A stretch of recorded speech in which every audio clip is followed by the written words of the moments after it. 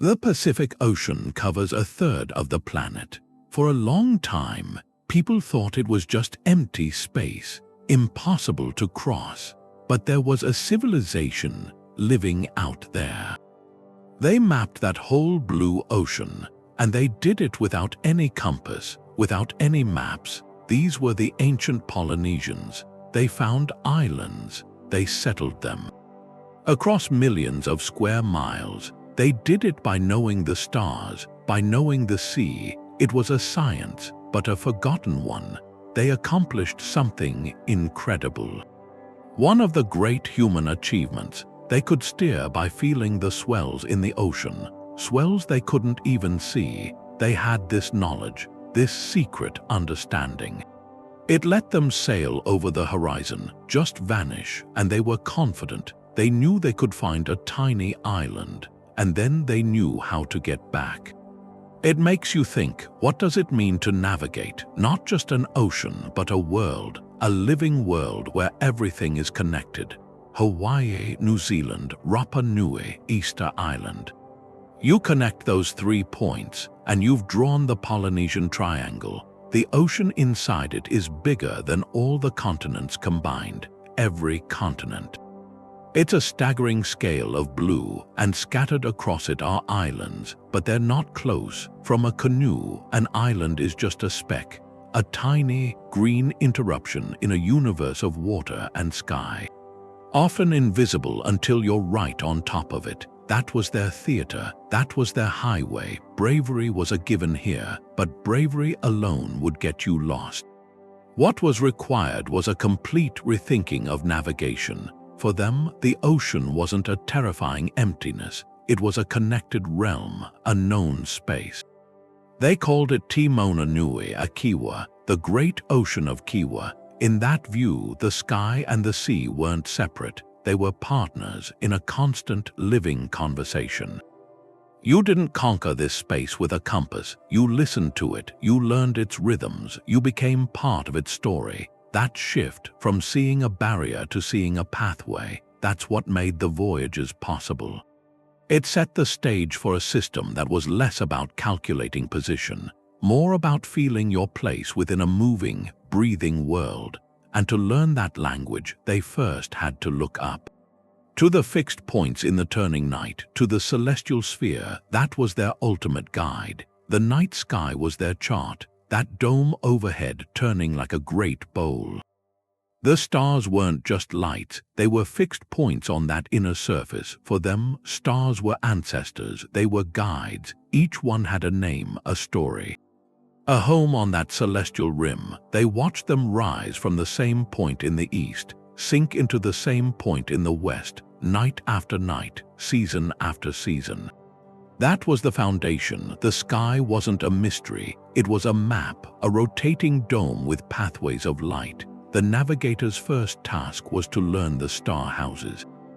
The exact spot where each star emerged from the sea and where it returned. This knowledge wasn't written down. It was carried in memory, a mental star compass built over decades. Passed through chants and stories, they knew the stars, and they knew the empty spaces between them, the dark patches that also held meaning, that created a complete reference frame. 360 degrees around the canoe. At any moment, by glancing at the sky, by feeling the horizon, they could place themselves within that grid. But knowing the map is one thing. Using it to sail a straight line across a curving ocean is another. For that, they had the star path. Imagine your destination is an island to the north. A certain bright star sits directly over it, but you can't sail directly under it. It's moving, so you find its partner. You watch for the star that rises at the exact point where your guiding star sets. As you sail, you keep your bow pointed toward that rising star. When it climbs too high to use, you don't panic. You already know the next star in the sequence. The one that will rise from that same point. You shift your gaze to that new light, then the next and the next. You're following a celestial conveyor belt. A chain of stars that hold your bearing true through the night. This required a staggering depth of knowledge. holding the rising and setting points of hundreds of stars in your mind. Understanding their relationships like chapters in a story, a mistake in the sequence, a forgotten star, could mean drifting slowly off course, an error that would multiply over days into a fatal miss. That mental star compass turned the moving sky into a stable highway, but the sky isn't always clear. Clouds roll in, storms obscure the stars for nights on end. So the master navigator couldn't rely on the heavens alone. They had to learn to read a second map, one written in the language of the sea itself. The ocean had a pulse, a rhythm you could feel before you ever saw it. When the stars went away, the navigator didn't just wait. They'd close their eyes, listen with their whole body. Feel the deep, rolling motion of the canoe. That was the language of the swells, out in the open ocean, far from any island. Big weather systems and the steady trade winds push the sea. They create these great, organized patterns, not the choppy waves on the surface. These are deep swells, powerful. They can travel for thousands of miles. They hold their direction like highways of energy all across the Pacific. A master navigator lying in the hull could feel that. They could pick out the primary swell, the main direction, the ocean's real heartbeat, and that became their true north, a constant physical reference in a fluid world. They even learned to read the stars a second way. By watching their reflections, how they danced and stretched on the water's surface, those patterns showed the hidden architecture, the shape of the swells underneath. But this map was alive, it changed, and the real magic was in the change. An island isn't just something you see, it's something that changes the sea around it. When a deep ocean swell approaches an island, it doesn't just hit it, it bends, it wraps around the land, and that creates a secondary pattern, a subtle disturbance. In the primary swell's rhythm, a master navigator feeling that gentle interference, that new texture in the ocean's roll, would know land was near long before any palm tree. Long before any bird, the sea itself whispered the news. They could feel an island from over 100 miles away. That skill turned the whole Pacific from a blank expanse into a textured, living map. Every crossing was a conversation, a dialogue between the navigator's senses and the ocean's constant, moving energy. Navigation by feel, intuition honed into a precise science, but to complete the picture, to truly predict where you were going, you needed one more partner in that conversation. You needed to understand the breath of the world itself, the wind. The wind wasn't just something to push the sail, it was a character. It had its own personality, its own memory. In Polynesia, every wind had a name, it had a home, it had a history. The trade winds, they were constant, blowing from the east, they were predictable.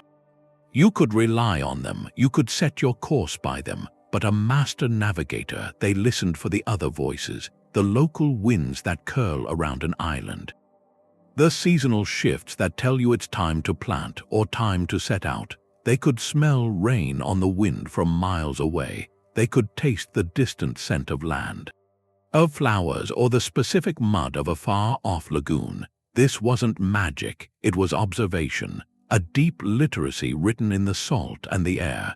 All these things, the star paths, the ocean swells, the named winds, they weren't separate skills. They were threads in one fabric, one piece of knowledge, and to weave them together, to see where you were and where you were going, that required a final leap. They had to build a compass in their mind, the celestial compass, not a thing you could hold. It was a complete model of the horizon. You stand on the deck of your canoe. You picture a circle around you, 360 degrees. Then you divide that circle into houses, 32 houses or more, and you give each house a name. Not a number like north-northwest, but the name of a star, the star that rises from that exact point or sets there. For a Hawaiian navigator, the north house was marked by Hōkūle'a, the immovable star, what we call Polaris. That was the pivot, the anchor point. The south house that was defined by the rising of Ka Honua, the Southern Cross. These stars were more than markers, they were the guardians of those directions. Their rising and setting, they painted the boundaries of the map. This compass lived entirely in memory. There was no paper, no needle to point. Instead, they had to constantly update their position inside this mental grid. As the night went on, the stars would march across the sky. The house of a setting star would go empty, but the navigator knew the next star in line, the one that would claim that space. They were tracking a revolving door of guides. And as the seasons changed, the whole cast shifted. The star that rose in the east in summer wasn't the star of winter. The mental compass was dynamic. Alive, it required the navigator to dance with time, with the rotation of the Earth itself, to know not just where a star was now, but where it would be in 6 hours. Or in 6 months. This was the core of wayfinding. You started from a known point. You kept a mental log of your direction and speed. You factored in the push of the currents, the drift from the wind. Every piece of sensory data was a correction, an adjustment to your internal calculation. This process, what later sailors called dead reckoning, it was a continuous act of creation. You were building your position from nothing, moment by moment, with nothing but memory, observation, and this intricate star compass in your mind, a living GPS powered by human intellect. By a connection to the natural world, but memorizing the compass, that was only the first step. To truly use this knowledge, to voyage for thousands of miles, a navigator had to change. They had to enter a different state, a state where the boundaries between self, canoe, and ocean started to dissolve.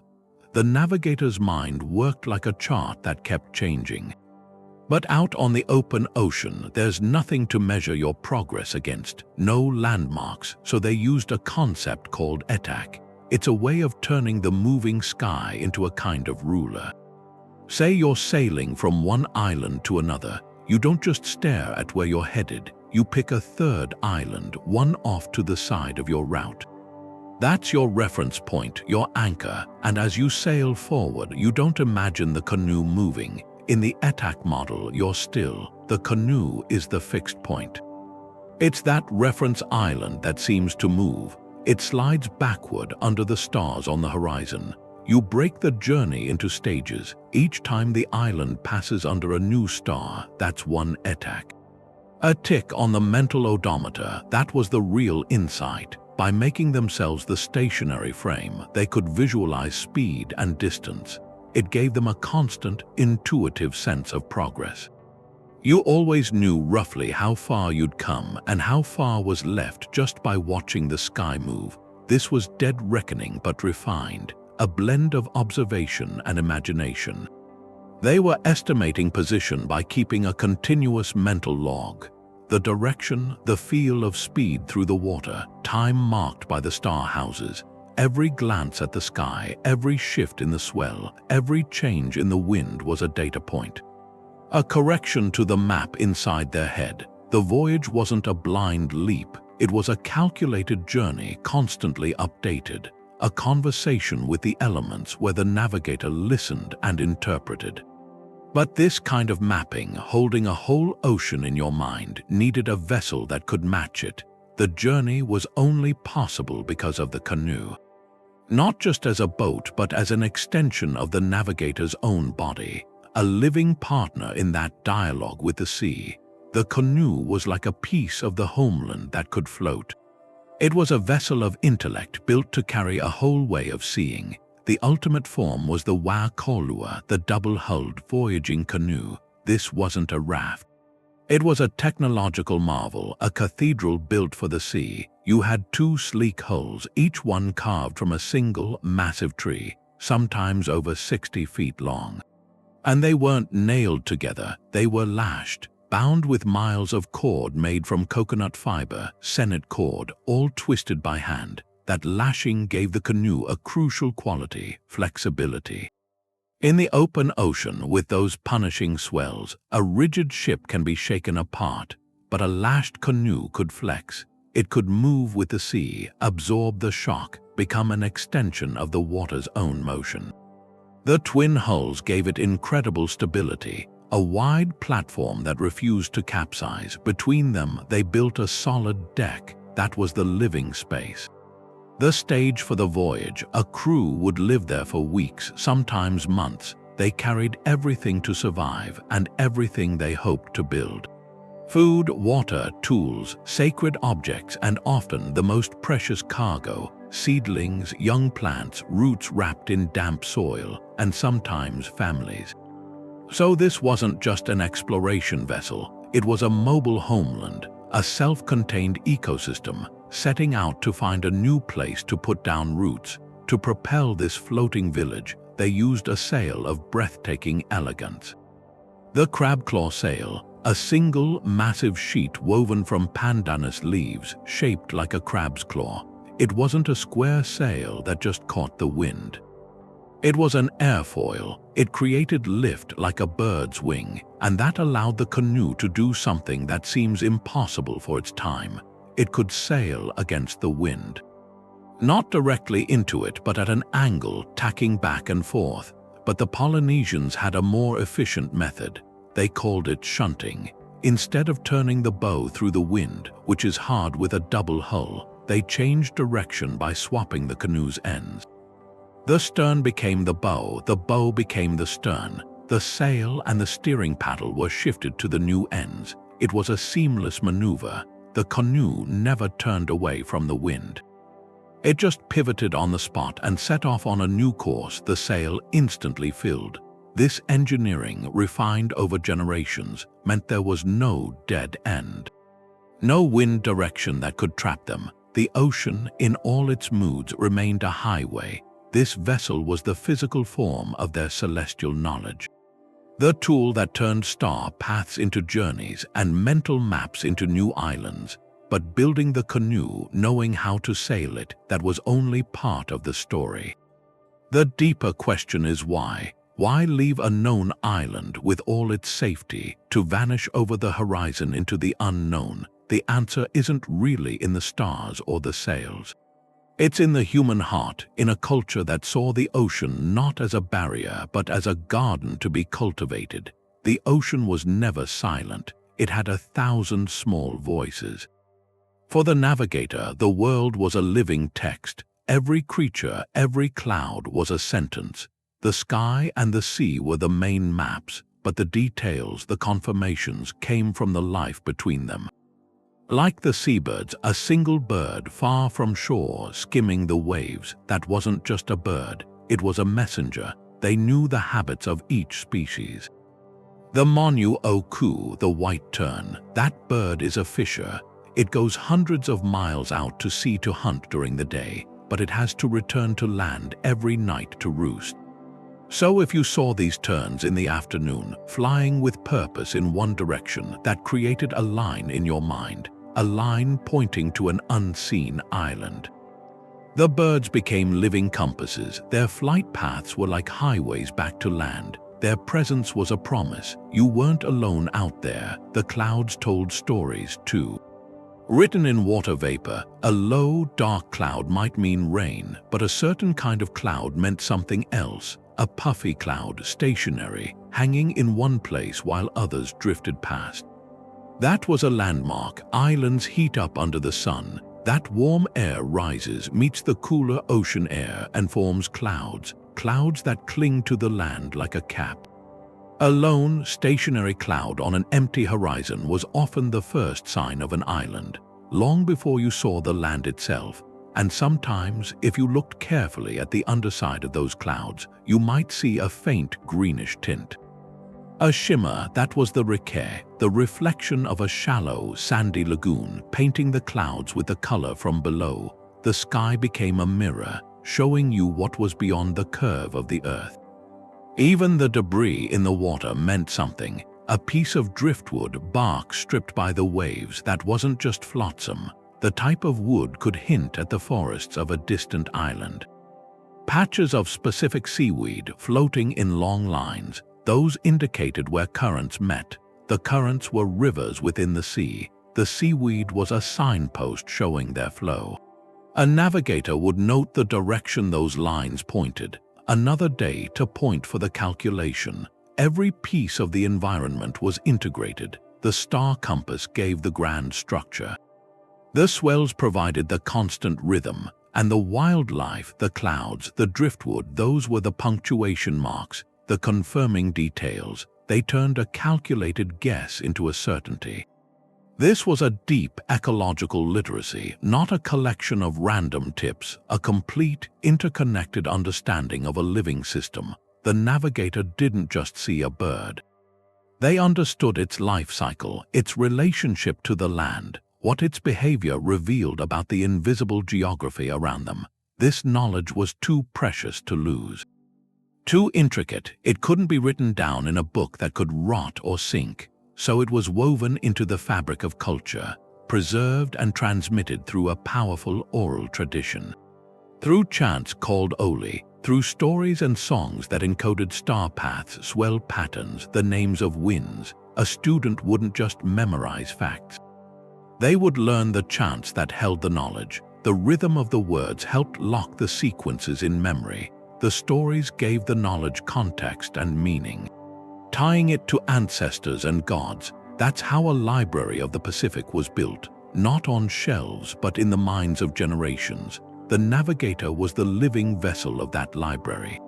But this role, this sacred responsibility, it came with a profound preparation. It demanded a transformation, something far beyond simple study. The Navigator's mind was the most sophisticated instrument they had. But that didn't happen quickly. This knowledge was a sacred trust, passed down master to apprentice across generations. These were the PWO in Micronesia, the Kahuna Hōkūleʻa in Hawaii, the master navigators. They were more than skilled sailors. They were living libraries, custodians of everything their people knew about the ocean and the sky. Their place within it, to become one, was a lifelong calling. It started in childhood. An apprentice, often from the family, would spend years with a master. Not just learning, absorbing. They'd memorize the star compass house by house. They'd learn to feel the differences between ocean swells, lying in tidal pools, letting the water wash over them. Training the body to read the sea's signature, they studied bird flight, cloud shapes, the taste of the wind. Every piece of the natural world was a lesson. But the real vessel for this knowledge was the chant, the oli, the karakia. These weren't simple songs. They were intricate mnemonic devices, oral maps set to rhythm. A single chant could encode the sequence of stars for a voyage to a distant island. Another might list the succession of swells to feel along a route. Another would hold the genealogies of the winds, their origins and paths. The rhythm and melody made it unforgettable. It turned data into poetry, into story. A navigator didn't just recall a fact. They recalled a line of a chant, and with it came the entire context, the feeling, the history, the ancestral connection. That's how the vast mental database was built, maintained. Without a single written word, they preserved a science. The role carried a weight beyond skill. It was a sacred responsibility. The master navigator was the conduit between the community and the ancestral pathways. The success of a voyage rested on their knowledge, on their clarity of mind, the survival of families, the transplantation of crops, the future of a people. They underwent intense preparation before a journey. Spiritual and physical, strict protocols to ensure harmony with the elements. They were the bridge between the known world and the unknown, guided by the wisdom of those who sailed before.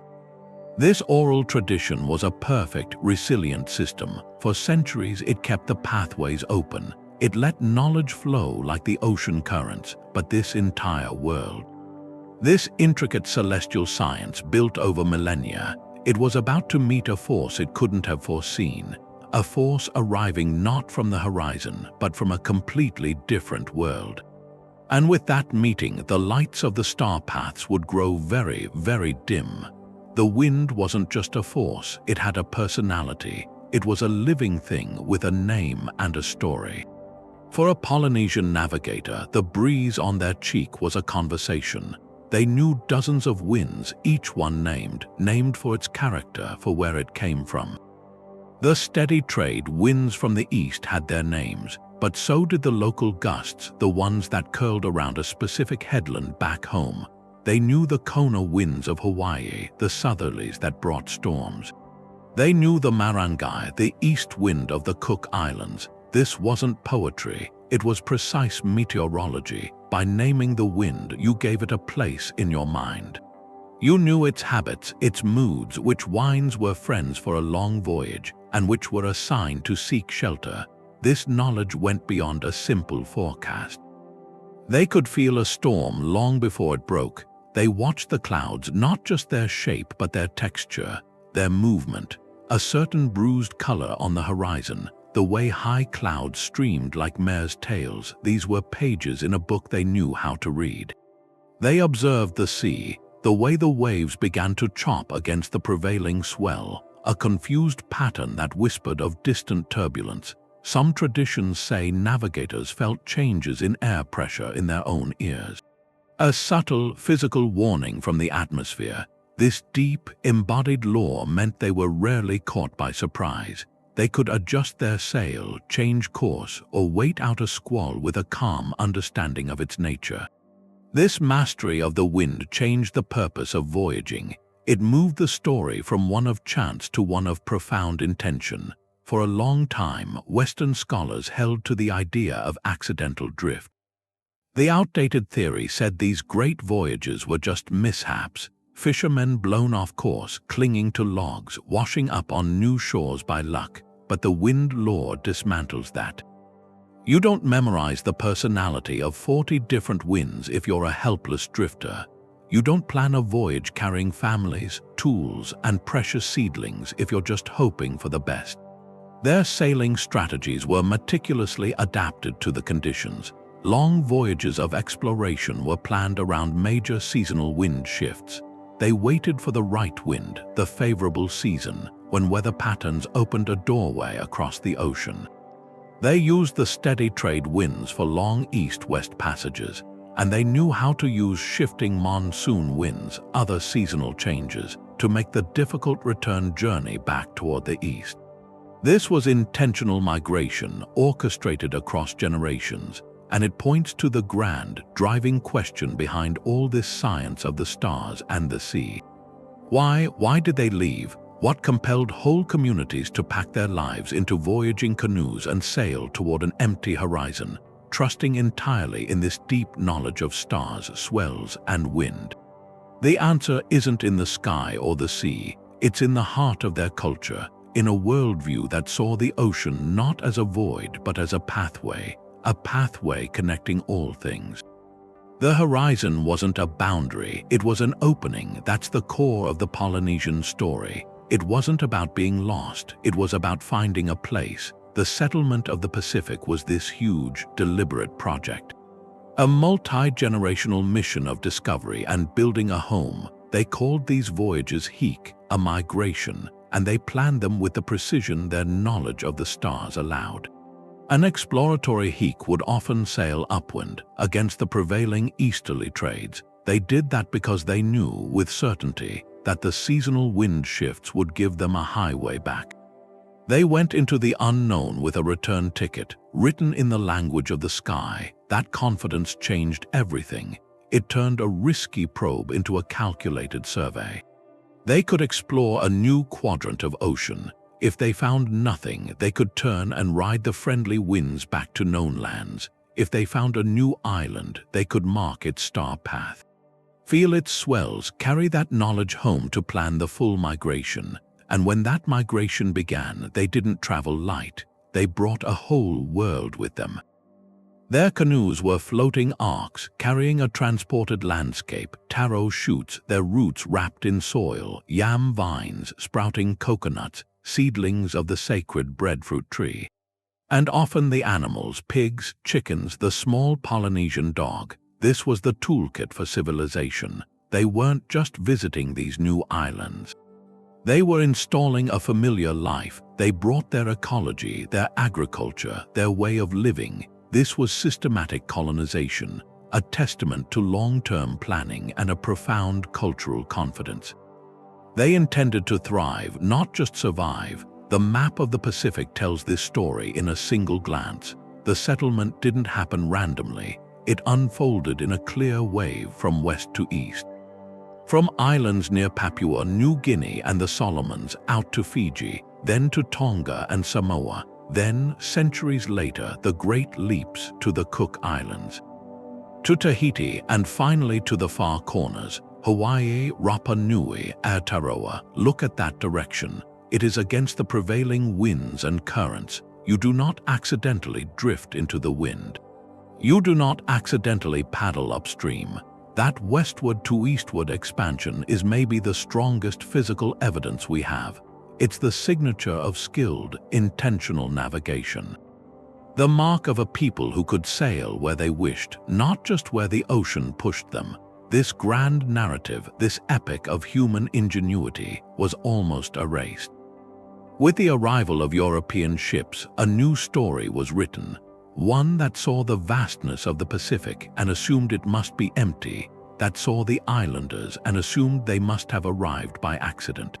The Polynesian accomplishment was so profound, so outside the European experience of navigation, that it became invisible. Their celestial science was dismissed as legend. Their voyages were downplayed as lucky drifts. For a long time, the world forgot who the true masters of this ocean were, but the evidence was always there. Waiting in the stars, in the swells, and in the very roots of the trees they carried across the sea, the ships arrived. These weren't canoes, they were large wooden vessels with huge sails. The men on board saw the world differently. Captain James Cook met Polynesian navigators in the late 18th century. He was an Enlightenment man. He mapped coastlines with sextants and chronometers, tools to conquer the unknown through mathematics, but in his journals he wrote about his astonishment. He met islanders who could point to their home islands, hundreds of miles away, without any instruments. He wrote that they possessed a knowledge that seemed to defy European understanding. It was a moment of genuine respect from a master of a rival science, but that respect was fragile. It was quickly overshadowed by what else those ships carried. The contact was catastrophic. It was a collision of worlds. European colonization brought foreign diseases, illnesses the Polynesian communities had no defense against. Populations declined sharply. This loss was more than demographic. It was a cultural catastrophe. The master navigators died. They were living libraries. They took irreplaceable knowledge with them. At the same time, colonial administrators and missionaries worked to dismantle the old ways. The ancient chants, the rituals, the long-distance voyaging itself was suppressed. Called pagan or backward, new religions and foreign governance discouraged the practice. It devalued a millennia-old science for a new generation. The practical tools of the West also played a role. The magnetic compass, the sextant, the printed chart. These were marvelous innovations, but they created a dependency. Why spend 20 years learning the feel of a swell or the rising point of a star when a metal needle could tell you north instantly? The deeper ecological literacy began to seem unnecessary. The motivation for the arduous training faded. The star paths grew dim in memory. Within a few generations, the great voyaging canoes rested on shore. Rotting into the sand, the knowledge survived only in fragments, in half-remembered chants, in stories told by the last elders who knew a piece of the puzzle. The Pacific Ocean itself was remapped. Its ancient pathways, the Kavenga or A, were erased, overwritten with foreign names and a rigid grid of longitude and latitude. The living ocean of Kiwa became a blank space on European charts, waiting for their own stories. A dark age had settled over this intellectual tradition. It appeared to be the end, a profound silence where there had been a symphony of knowledge, but the deepest chants are never truly forgotten. They wait in the silence, ready for someone to listen and to remember. Silence can only last so long, then memory comes back. In the 1970s, in Hawaii, something happened. A generation looked out at the ocean. They didn't see an ending, they saw a beginning. That was the Hawaiian cultural renaissance, a movement to reclaim the language, to reclaim hula, to reclaim identity. And at the center of it was this idea, a simple idea, to build a canoe, a specific canoe, a full-scale working replica of a traditional Polynesian voyaging canoe. They called it Hōkūle'a, Star of Gladness. Its purpose was a challenge to history, to prove the ancient voyages weren't accidents, they were intentional. They were feats of genius, the old stories were true. The people behind it, like Herb Kane, Ben Finney, they believed this, that a physical object could heal a wound. But then a problem came up. As the hulls were built, they realized something. They had the canoe, but they had lost the map, the knowledge of how to sail it. How to cross the open ocean without instruments, that celestial science, it was almost gone. The living libraries were silent. Who could teach them, who still knew the star compass? The builders saw then, their quest wasn't just about wood and sailcloth. It was a rescue mission, a search for the last masters, the last keepers of the old ways. That search sent them across the Pacific, following a trail of stories, half-remembered chants. It was a journey of humility, asking for wisdom that had been dismissed. And it led them to a place, a tiny coral atoll in the Caroline Islands, Satawul. There they found a man. He wasn't a relic, he was a bridge, a master navigator. Pius Mau Piailug, later known as Papa Mau, he was one of the last, a PWO, a master initiated in the sacred Micronesian knowledge of wayfinding. For him, the star paths weren't history. They were a living reality. He agreed to come to Hawaii to look at this new canoe, to see if the children of the navigators were ready to listen. Papa Mau was on the beach in Hawaii. Looking at the canoe, Hōkūle'a, its shape, its lines, the past right there. For the Hawaiian crew, this was a symbol. For Mau, it was a tool. He was a master of the sea. A PWO from a lineage that had never broken. On Satawul, his home, the old ways were still the only ways. He navigated by the stars, by the feel of the swells. By watching the birds, he carried a map of the Pacific in his mind.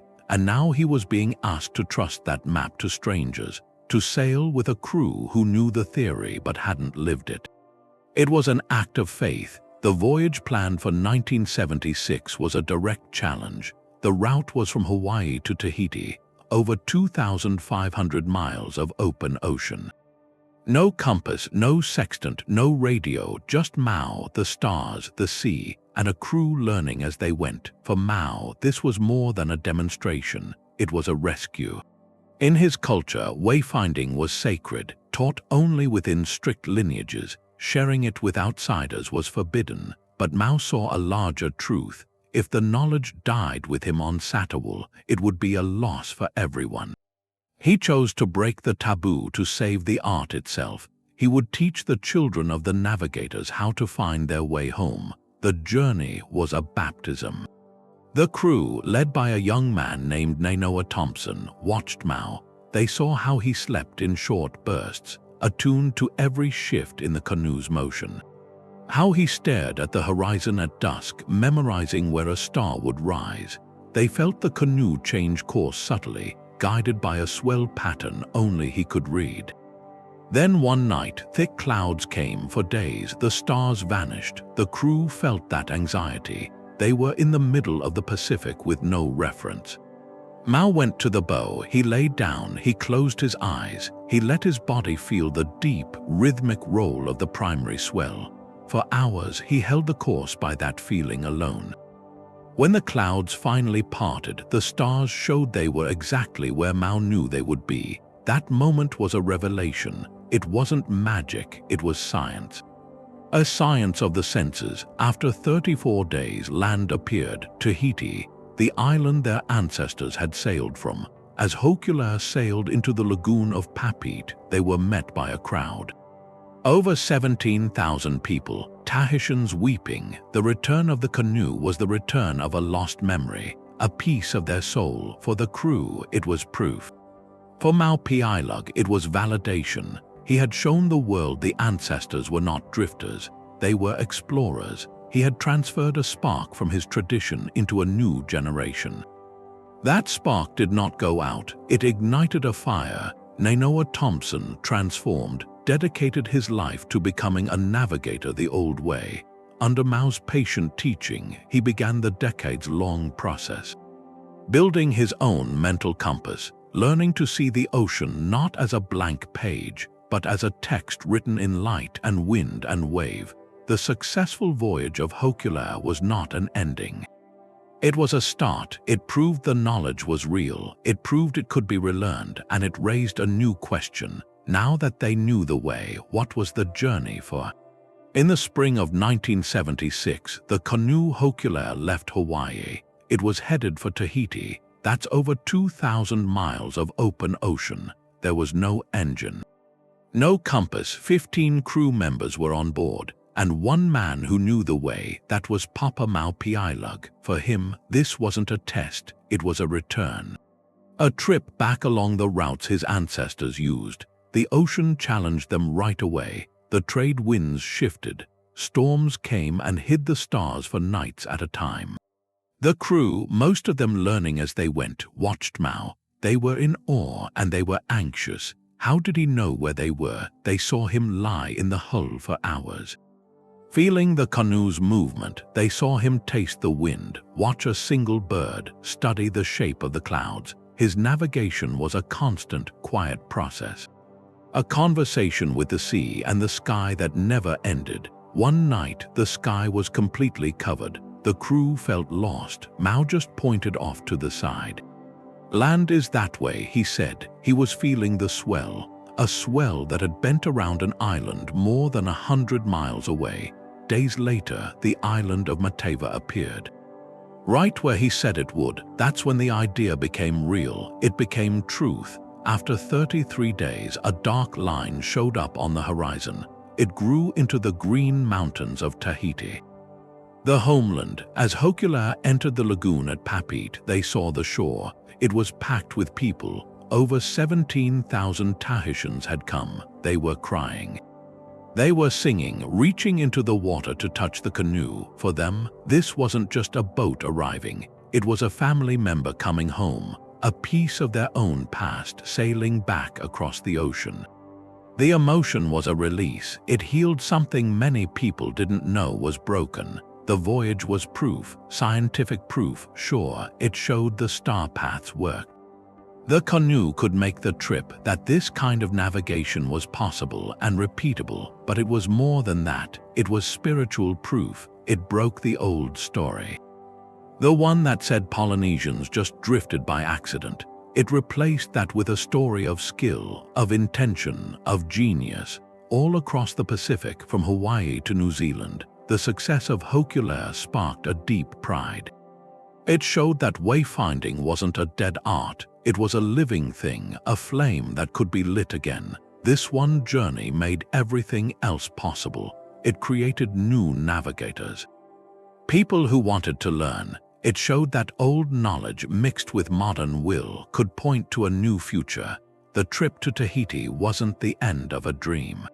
It was the first step. The canoe had found its way home. Now the question was different. Where would it go from here? Nainoa Thompson was on the deck of Hōkūle'a, looking up at the stars, the ones Maupiailug had shown him, and he realized something. To bring this back, it couldn't just be a copy. It had to be alive. It had to mean something to people now. So he had to build a bridge between that old knowledge and the modern world. This revival was never about throwing science out. It was about starting a conversation between two different ways of knowing, and Nainoa built that conversation. He had his training in Western science, astronomy, oceanography, all of that. But with Papa Mau, he'd felt the ocean in his bones, so his work became a synthesis. He took the ancient star compass, that mental map of the horizon, and he rebuilt it. He didn't start from scratch. He made it an inclusive map. He found star names from all over Polynesia, from Hawaii, Tahiti, the Cook Islands, New Zealand.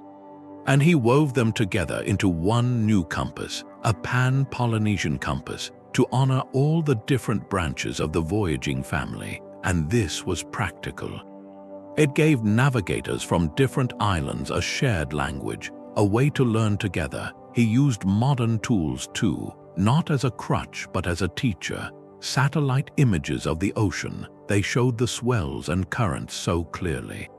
For a student trying to learn to feel those swells, seeing the satellite data was like having the answers. It proved what the ancestors had described. It showed those subtle patterns were real, physical phenomena. A modern forecast can tell you a storm is coming, but the traditional knowledge in the clouds and the smell of the wind, it teaches you how to read that storm's character. Its intention right then. One system gives you data, the other gives you understanding, and together they make a navigator whole. This fusion mattered for safety too. Voyagers now carry emergency beacons, radios, not because the old ways don't work, but because the modern world requires certain things. Using these tools doesn't take away from the art. It protects the people, the ones dedicating their lives to relearning it. It lets the tradition continue sustainably into this century, and this integration does something else. It shows clearly that indigenous knowledge is a valid science. It's based on thousands of years of observation, hypothesis, tested results. The star compass is a theoretical model. Wave piloting is applied physics. The Chants are a database, a mnemonic system. Recognizing that changes the story. It moves Polynesian navigation out of myth into the hall of human achievement. This idea of respectful synthesis, it guides everything now. When Hōkūle'a sails, the crew isn't just practicing old techniques. They're collecting data on ocean health. They're talking to scientists about climate change. They're showing that ancestral way of seeing, of understanding the world as one connected thing might be the most important knowledge we have. For the future, the canoe became more than a vessel of rediscovery. It became a classroom without walls, sailing a curriculum written in the stars and the sea. The canoe wasn't just for rediscovery anymore. It was teaching, and in 2013 it started its biggest lesson. Hōkūle'a, with its sister canoe Hōkūle'a, left on a journey. A 4-year journey, a worldwide voyage. They named it Malama Honua, to care for our Earth. The plan was to sail over 40,000 nautical miles, to stop in 23 countries and territories, to cross every major ocean except the Arctic. But this wasn't about endurance, it was about connection, to carry a message from the Polynesian way of seeing things. The message was simple: we're all on one island, a blue island in space, and to navigate what comes next, we have to learn to care for it, the way a navigator learns to read the signs. The voyage was a kind of living metaphor. For a long time, Polynesians used the stars to find small islands in a huge ocean. Now we have a different problem: finding a way to live sustainably on our one planetary island. The skills needed are the same. You need a long view. You have to watch carefully. You have to see how everything is linked. The crew sailed into harbors: New York, Cape Town, the Galapagos, Sydney. They didn't come to give speeches. They came to listen and to share one story. Their story, how a people almost forgot their way and then remembered it by looking to the stars and the sea. In every port they met with scientists, with school kids, and with other indigenous communities: the Maori in Aotearoa, tribes in the Pacific Northwest, the Sami in Scandinavia, people caring for the Great Barrier Reef. They kept finding the same thread: a deep knowledge of place, a wisdom that sees the environment not as a resource to use, but as a relative. There was a powerful moment in the Amazon rainforest. The crew met with tribal elders there. They sat together, a canoe family from the ocean and a people of the forest, and they shared stories about navigation. For the Polynesians, navigation meant reading stars and ocean swells. For the Amazonian peoples, it meant reading the rivers, the sounds of the animals. The medicine in the plants, different maps but the same core idea, a profound literacy of place. It was a recognition that this kind of knowledge, the kind that often gets pushed aside, holds keys. Keys to healing our relationship with the planet. The voyage built a global ohana, a family, around that understanding, and this mission shaped the new generation too. The apprentices on the worldwide voyage weren't just learning to steer by stars. They were learning to be ambassadors, to explain why this ancient art matters now. In a modern world dealing with climate change, with cultures coming apart, they saw it themselves, how the story of Hōkūle'a inspired people everywhere. It was a narrative of hope, not about going back to some primitive past, but about stepping forward, using timeless values, values of reciprocity, of watching closely, of knowing you can't just take from a system, you have to give back too. The canoe turned into a symbol that reached far past the Pacific, a symbol that our best compass for the future might be found by looking back. By looking back with respect at the old ways, the ways we once knew for listening to the world. The revival brought a new kind of apprentice, someone young on a beach at night looking up. Not at a screen, at the old dome of stars. To become a navigator now is to walk a path that's both ancient and new. It's still a profound discipline. A training of the mind, the body, the spirit. It starts with the sky. An apprentice will spend months, often on a remote beach, just watching, night after night. They learn the star compass not from a diagram, but from the horizon itself. They memorize the exact point where Hōkūle'a Polaris touches the sea in the north. They learn the rising homes of the constellations that guard the east, the south, the west. This isn't passive, it's an active memorization of a moving map. They have to internalize it so deeply that on a cloudy night, they can still feel those invisible lines across the water. On the water, the training becomes physical. They learn to judge the canoe's speed without instruments. One traditional method is to watch bubbles, small pieces of debris tossed from the bow. You see how quickly they stream past the hull, and you develop an intuitive sense of knots. You learn to feel the difference in resistance when the canoe is loaded heavy or light. You practice holding a course by a single star, then shifting seamlessly to the next star in the sequence as the first one climbs too high. It's a constant, mindful calculation, a dance with perception. The chants are the backbone. The apprentice has to memorize long, intricate oli. These chants hold the star sequences for voyages. The names of the winds, the genealogies of the ocean swells. The rhythm of the words becomes the rhythm of the knowledge itself, locking it into memory in a way a textbook never could. This oral tradition carries the knowledge in a living voice, not on a silent page. But technical skill is only half the journey. The path also forges character. There are tests of endurance and focus. Some traditions have an apprentice spend a night alone, far from shore, in a small canoe or on a surfboard, adrift in the vast darkness with only the stars and the swell for company. This isn't about survival. It's about confronting the self, about cultivating a deep, unshakable calm. It teaches humility before the power of the ocean. It sharpens patience because the stars will not move faster for your anxiety. It hones observation to a razor's edge because every detail in the shifting sea and sky carries meaning. This rigorous process passes the knowledge forward not as a historical artifact, not as a museum piece behind glass, but as a living, breathing practice. A way of seeing that's immediately relevant. That ethos extends from the canoe into formal education. In Hawaii, across Polynesia, wayfinding principles are now woven into school curricula. Children learn geometry through the star compass. They study ecology through the relationships between birds, fish, and currents. They learn environmental science through the concept of Malama Honua, caring for our island Earth.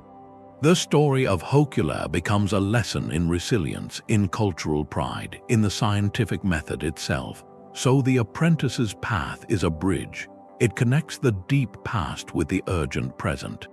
It shows that the most sophisticated tools for navigating an uncertain future might not be invented in a lab. They might be remembered from the stars and carried forward by a new generation standing on the deck of a canoe, learning to listen to the world with both ancient wisdom and modern hope.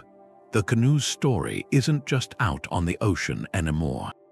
It's in the classroom. In Hawaii, geometry isn't just something you read. You stand on a beach at night. You draw the star compass in the sand with your finger.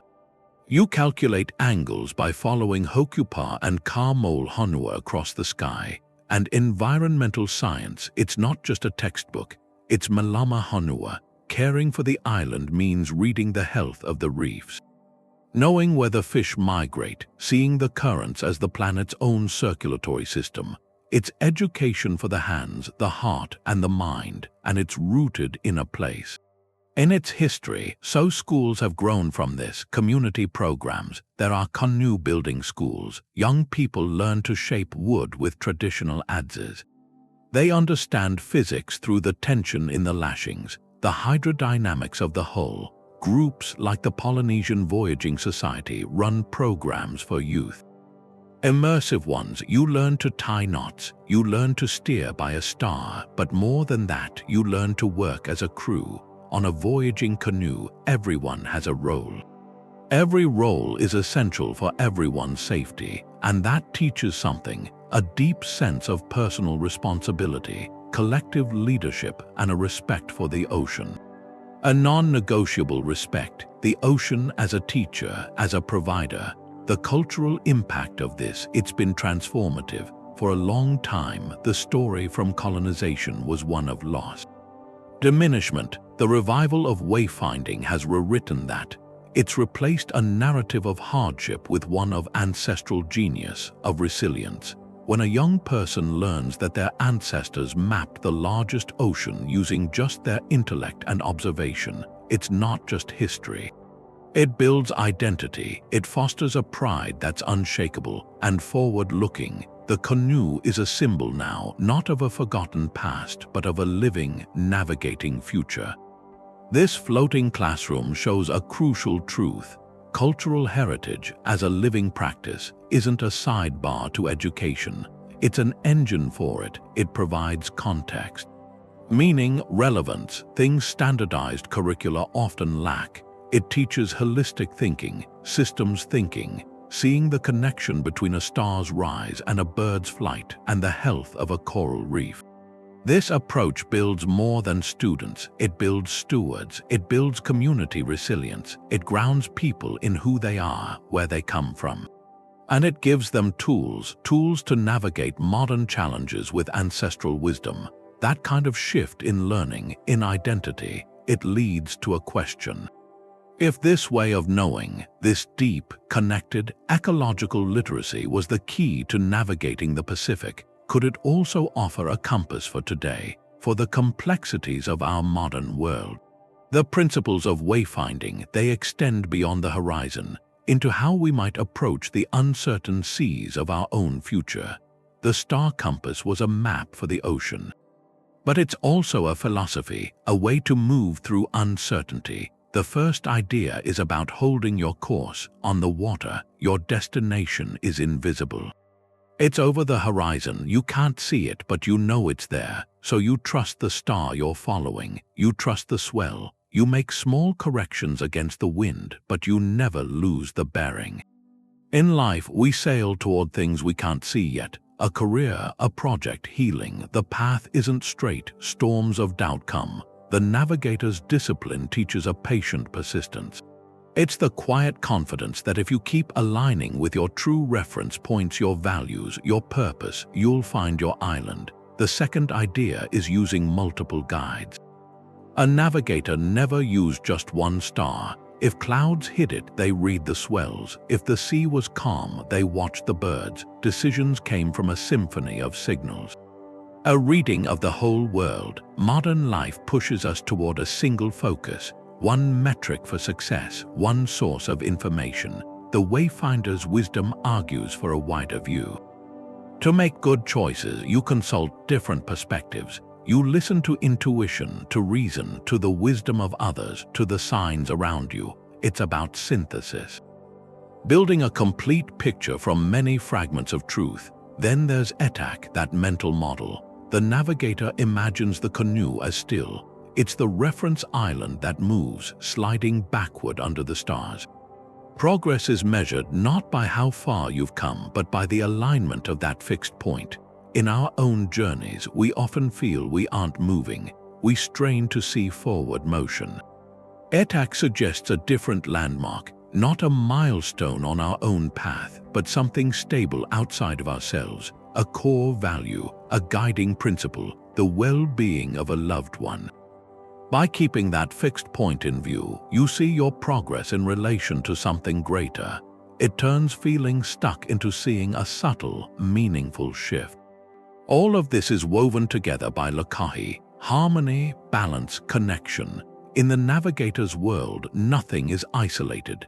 The star's position tells you the time of year, which tells you about the winds, which tells you about the swells, which guide the fish and the birds.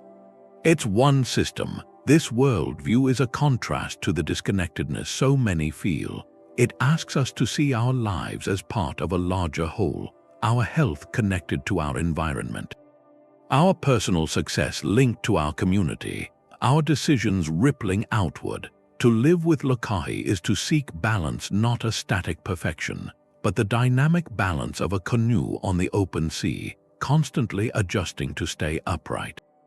This philosophy flows into art, the patterns of the star compass, the rhythm of the swells, the shape of the canoe. These become motifs in dance, in song, in design. The stories of the ancestors become contemporary choreography. The chants that held navigational data become performances. The art isn't separate, it's the philosophy made visible. Made felt, it's how the deeper meaning is remembered and passed on, engaging the heart as the mind understands the stars. The knowledge of the stars, it wasn't just something you knew. It was on your skin. For a master navigator, the journey was a story, and that story was told through tatau, the traditional tattoo. These weren't decorations. They were a living map, a record of knowledge, a badge of honor. You might have intricate patterns of waves, ocean swells wrapping around an arm, tracing the feel of the sea. Dots and lines could chart the key stars for a specific voyage, or the points of the mental compass. Getting these marks was a rite of passage. It connected you to the ancestors who wore the same patterns. It turned the body into a testament, a walking archive, celestial pathways, ocean rhythms. The pain of the process was part of it. It sealed the knowledge within, made it a permanent part of you. This art meant that even in silence, a navigator carried the symbols, a silent language in ink and skin. That same visual language was on the canoe itself. The prow, the front part, was often a carved figure, a key, an image of a protective god or a deified ancestor. This figure wasn't an ornament, it was the eyes of the canoe. Watching the horizon, seeking the path, the sweeping curves of the hulls echoed the shape of waves. The lashings that held it together made patterns. Patterns of unity and strength. Even the paddles had carved designs, designs that connected the paddler's stroke to the rhythm of the ocean. Every part of the vessel had meaning. It was a functional tool, but also a moving piece of sacred art, a sculpture that could sail. Now, contemporary artists are the new navigators of this heritage. They take these ancient motifs, the wave patterns, the star compass grids, the fishhooks and canoes, and they reinterpret them. A painter might create a vast canvas where constellations merge with city grids. A digital animator might bring an ancestor's voyage to life on a screen. A dancer's movements might trace the arc of a star's path or the roll of a deep ocean swell. This isn't imitation, it's a conversation across time. These artists use the old symbols to ask modern questions. What does identity mean now? How do we navigate personal journeys? How do we hold memory? Their work keeps the aesthetics of wayfinding from freezing in the past. it stays dynamic, alive, speaking to new generations in a visual language they understand. This artistic lineage does something. It carries the values of wayfinding, observation, connection, courage, respect beyond words. A teenager might see a graphic tee with a stylized star compass and feel a spark of pride. A child might recognize a wave pattern in a town mural. The art makes the culture visible, tangible. It communicates pride on a visceral level, reaching people who may never step on a voyaging canoe. It weaves the legacy into the everyday, and in doing that, it builds a bridge from the sacred carvings and skin markings of the past to the digital screens and city streets of the present. The story isn't locked away, it's alive in the world, constantly being redrawn, and now that act of preservation is taking a new form, using the tools of the future to protect the wisdom of the past. The ninth principle is digital wayfinding, a modern layer of preservation built for this century. Technology isn't replacing the old ways, it's creating a new vessel. A new way to carry them forward. Imagine a student in a city far from any ocean. They open an app on a tablet. With a swipe, they can see the Polynesian star compass overlaid on the night sky right above them. They can tap a star, hear its traditional name spoken in a native language. They can follow an animated star path, watch the sequence unfold. This makes the celestial map accessible. It breaks down that first barrier, the daunting task of memorization. It provides a scaffold, a visual, interactive scaffold for knowledge that was once only taught under an open sky. Three-dimensional simulations take this further. A person can put on a headset, find themselves standing on the deck of a virtual voyaging canoe. They can feel, in a visual sense, how the hull responds to different swell patterns. They can practice the complex maneuver of shunting, swapping the canoe's ends, all without risking a real vessel. These tools are like flight simulators for navigators. They allow for safe, repeatable practice, turning abstract concepts into an embodied understanding. Even if that body is in a digital space, perhaps the most vital role is safeguarding the oral tradition. The chants, the ole, the stories told by the last elders, these are being recorded in high fidelity, archived in multimedia databases that are more resilient than human memory alone. These aren't just audio files, they're often paired with transcripts, translations, cultural annotations, explaining the deeper meaning behind a line. Connecting a chant to a specific star or a stretch of ocean, this creates a living library, one that a future student 100 years from now can access.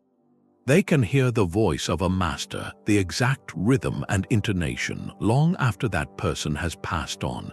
It freezes a moment of living knowledge in time. Of course, a simulation cannot teach you the salt spray on your face. An app cannot replicate the profound calm required to lie in a canoe hull for hours, feeling the ocean's pulse. The embodied experience, the spiritual connection forged on the water, remains irreplaceable. The digital tools are not the destination, they are the canoe. A new kind of canoe built from code and light. Its purpose is the same as the wooden wa, to carry precious cargo across a vast and challenging expanse. In this case, the expanse is time itself, the risk of cultural erosion, the fragility of human memory. This digital layer democratizes the knowledge. It allows a child in an apartment, a researcher on another continent, to begin the journey of understanding. It creates durable, backup copies of a tradition that once lived only in the minds of a select few. By doing so, it builds a safety net, ensuring that even through periods of hardship or disruption, the core of the knowledge survives, ready to be revived. Relearned, re-embodied by those who feel the call, this fusion shows a path forward. It acknowledges that preservation isn't about locking something in a museum case. It's about building better vessels for its ongoing voyage. Yet even with these powerful new tools, the tradition does not sail in calm waters. It faces modern currents. New headwinds that test its resilience in new ways. The ocean they're reading now isn't the same one. The constants they always relied on, the guideposts, they're shifting. The trade winds aren't as steady. The deep ocean swells, those energy highways, they're changing their patterns as the planet warms. For a tradition built on precise observation of cycles, that's a foundational challenge. The star compass is still there in the sky, but the living map of the sea beneath it is being redrawn by forces the ancestors never had to account for. So navigators today, they have to learn this new language of the ocean, a more volatile language, interpreting signals that are less stable, more urgent. They are becoming climate observers in the most direct sense. Their voyages now document the real-time impacts on the very systems that make their art possible. And alongside that physical change, there's a cultural pressure. As interest in Polynesian voyaging has grown worldwide, the risk grows too, the risk that its deep meaning gets washed out. There's a tension there between sharing this powerful story and seeing it turned into a commodity. Sacred symbols like the star compass or the double-hulled canoe, they can appear on mass-produced souvenirs. Stripped of their context, complex chants that hold navigational data might be performed as just entertainment for visitors without the reverence they require. That commercialization, it risks creating a shallow version, a decorative version of what is a profound intellectual and spiritual practice. It turns a living tradition into a postcard image. Where the depth of the knowledge, the decades of discipline, the sacred connection to ancestors, all of that is easily overlooked. So the modern navigator carries a double responsibility. They have to be an innovator and a guardian. On one hand, they're adapting their science, collaborating with oceanographers, with climatologists, to understand how the old patterns are transforming. Integrating new data to keep the practice safe, relevant, making sure the canoes can still sail and teach in a changing world. On the other hand, they're the protectors of the tradition's soul. They work to ensure that when knowledge is shared, it's done with respect, with proper context, and often with the guidance of the communities who have safeguarded it. They navigate a world that's eager for their story, carefully choosing how to engage, so the essence isn't lost, the sacredness, the depth, the connection. Their voyage isn't just across water anymore, it's through a sea of modern complexities, holding true to a course charted by the stars of their ancestors, while facing the new winds of a global age.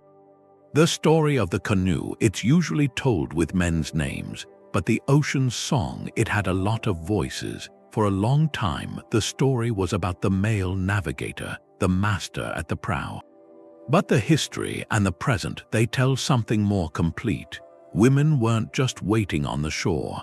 They were part of every voyage in ways that were foundational but less visible. In many traditions, women were the keepers of sacred lore.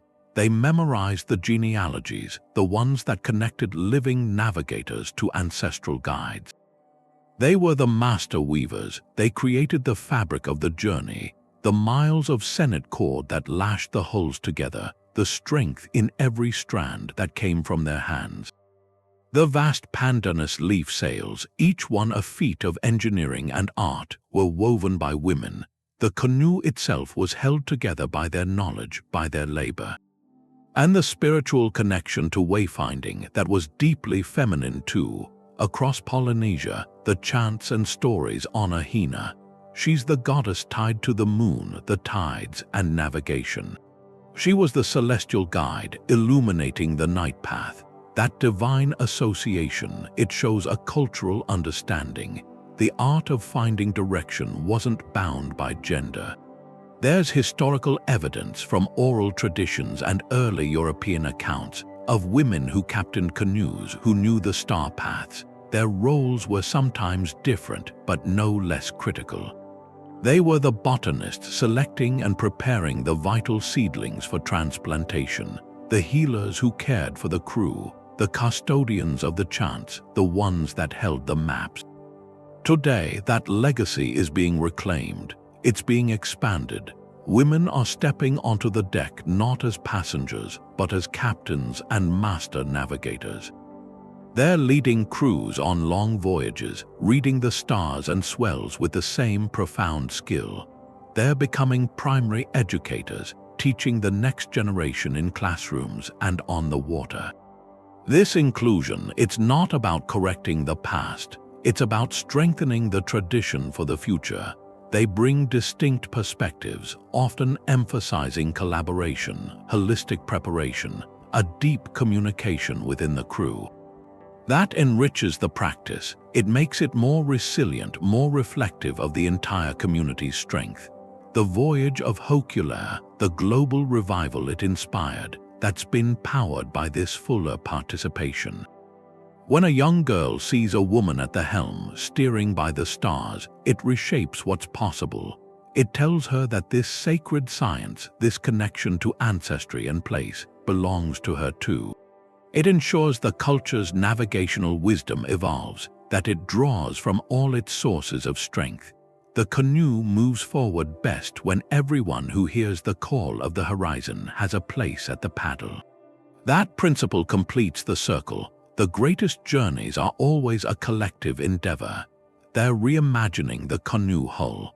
The next generation of voyaging vessels is looking beyond traditional timber.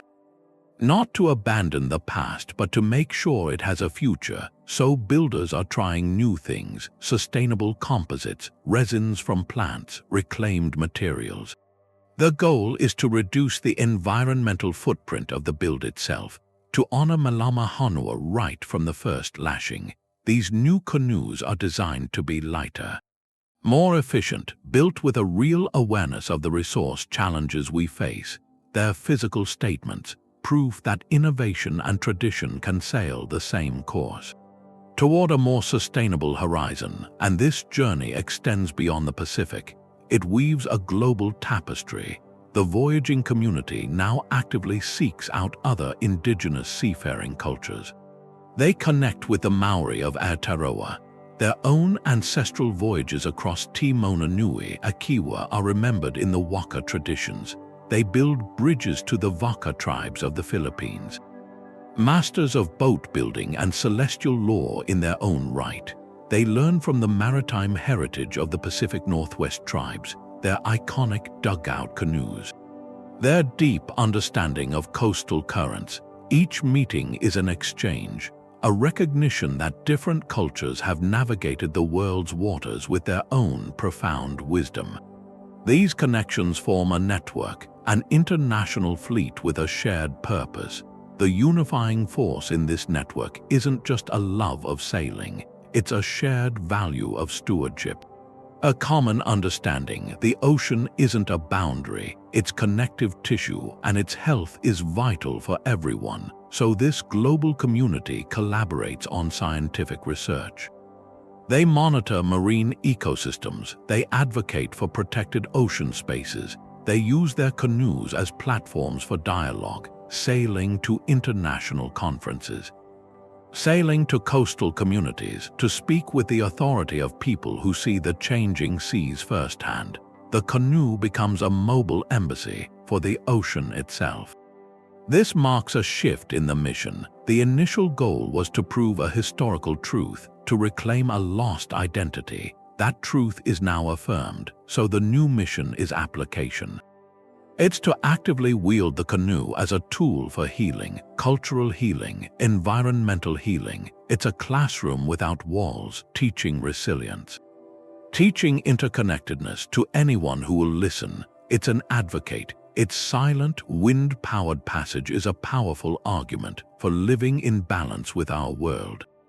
The voyage continues, but the destination has expanded. It's no longer a single island on a chart.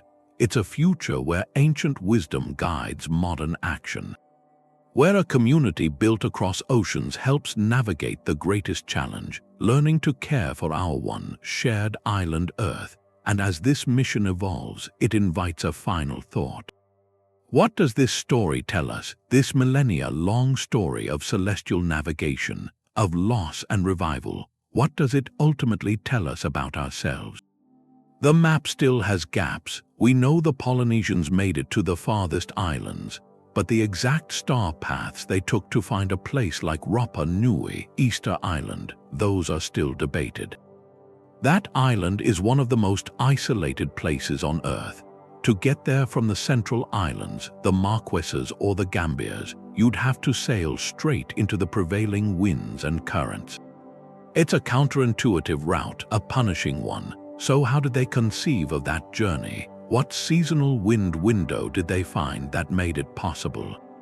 The traditional chants from Rapa Nui itself hold clues, but their specific star references are a code not yet fully broken. This isn't just about filling in blanks on a chart. It's about understanding the moment of decision. What did the master navigator see or feel that convinced a whole community to sail east into the unknown toward that specific speck of land? Then there's the mystery of the doldrums, those vast equatorial zones where the trade winds fade. The ocean becomes a glassy calm. For a sailing culture, that's a navigational nightmare. A place where canoes could be trapped for weeks, dwindling supplies, blistering sun. Yet the evidence suggests Polynesians not only crossed these zones, but understood them. They had names for the peculiar cloud formations there, for the strange, confused swell patterns. Some oral traditions describe techniques for rousing the wind through chants and rituals. Modern researchers see that as a deep knowledge of seasonal pressure changes, how to anticipate the first breath of a new breeze. Their conceptual map of the Pacific likely included these areas not as barriers, but as distinct regions. Regions with their own rules, to be traversed with careful timing and immense patience. The clues to these lost routes aren't only in the sea or the sky.